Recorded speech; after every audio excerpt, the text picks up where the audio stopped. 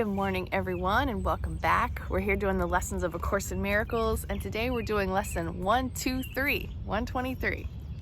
I thank my Father for his gifts to me. Today, let us be thankful. We have come to gentler pathways and to smoother roads. There is no thought of turning back, and no implacable resistance to the truth. A bit of wavering remains, some small objections, and a little hesitance, but you can be well grateful for your gains, which are far greater than you realize. Good to know. A day devoted now to gratitude will add the benefit of some of the insight into the real extent of all the gains which you have made, the gifts you have received. Be glad today. In loving thankfulness, your Father has not left you to yourself, nor let you wander in the dark alone. Be grateful he has saved you from the self you thought you made to take the place of him and his creation. Give him thanks today.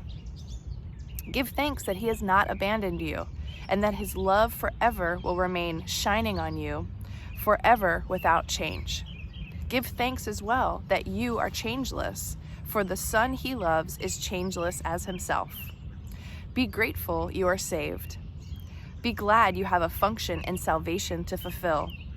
Be thankful that your value far transcends your meager gifts and petty judgments of the one whom God established as his Son. Today in gratitude, we lift our hearts above despair and raise our thankful eyes, no longer looking downward to the dust. We sing the song of thankfulness today in honor of the self that God has willed to be our true identity in him. Today, we smile on everyone we see, and we walk with lighted footsteps as we go to do what is appointed us to do. We do not go alone, and we give thanks that in our solitude, a friend has come to speak the saving word of God to us. And thanks to you for listening to him. His word is soundless if it be not heard. In thanking him, the thanks are yours as well. An unheard message will not save the world, however mighty be the voice that speaks, however loving may the message be. Thanks be to you who heard, for you become the messenger who brings his voice with you and lets it echo round and round the world. Receive the thanks of God today as you give thanks to him, for he would offer you the thanks you give, since he receives your gifts in loving gratitude and gives them back 1,000 and 100,000 more than they were given. He will bless your gifts by sharing them with you, and so they grow in power and in strength until they fill the world with gladness and with gratitude. Receive his thanks and offer yours to him for 15 minutes twice today. Here we go with our instructions. And you will realize to whom you offer thanks and whom he thanks as you are thanking him. It's a lot of thanking. This holy half hour given him will be returned to you in terms of years for every second. Power to save the world eons more quickly for your thanks to him. Receive his thanks, and you will understand how lovingly he holds you in his mind, how deep and limitless his care for you, how perfect his gratitude to you.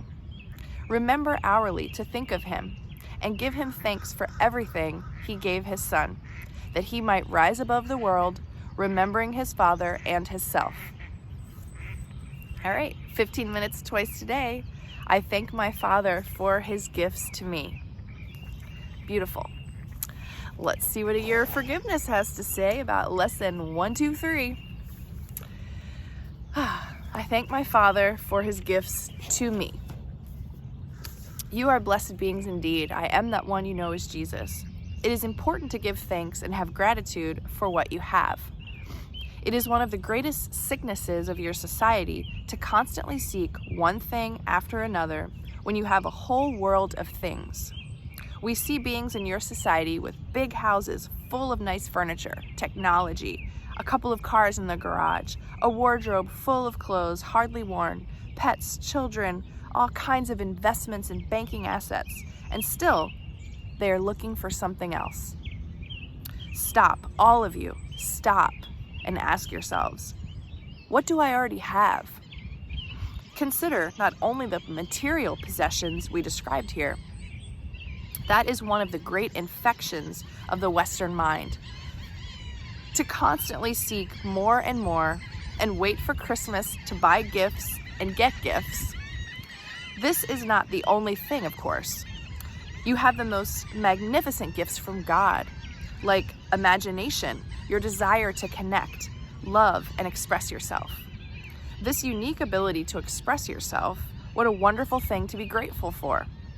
You have ideas, you have inspirations, you have purpose, you have passion. Be grateful for these non-material things.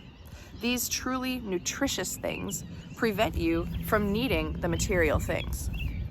The training in your society constantly focuses you on the body, the next big house, the nicer car, or the upgraded telephone.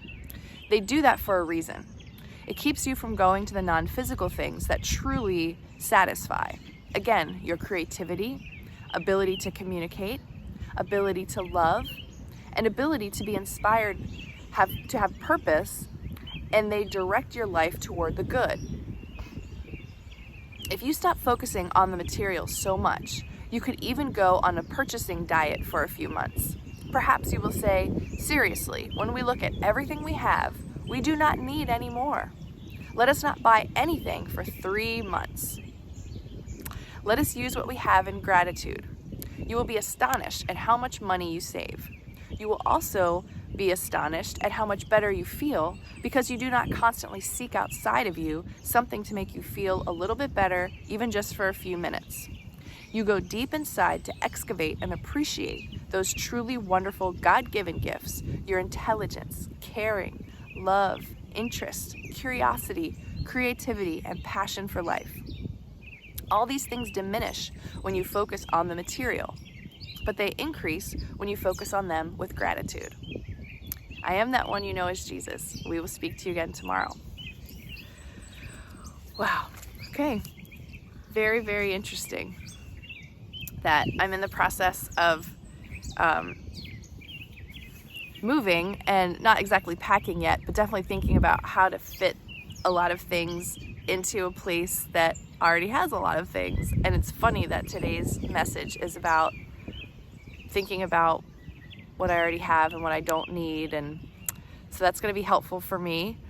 I definitely can appreciate that, and I do like to think that I'm more focused on the non-material, but it's in these times of transition and change that you get to see what's really in your mind and the truth about what you actually believe. So I'm going to be honest with myself as I'm preparing for this and seeing what I'm going to bring and what I'm going to give away or sell. And I hope that these lessons can help you do the same in your very practical everyday life. And we can stay focused on our God-given gifts instead of our material stuff.